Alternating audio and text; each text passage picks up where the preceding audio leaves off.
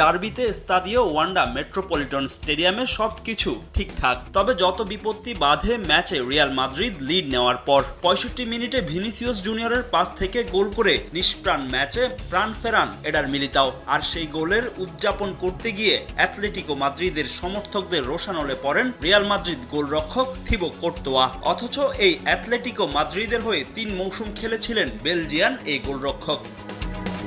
Gallery থেকে ক্ষুব্ধ সমর্থকরা কোর্তোয়াকে লক্ষ্য করে ছুঁড়ে মারতে থাকেন লাইটার, প্লাস্টিক বোতল সহ বিভিন্ন জিনিস।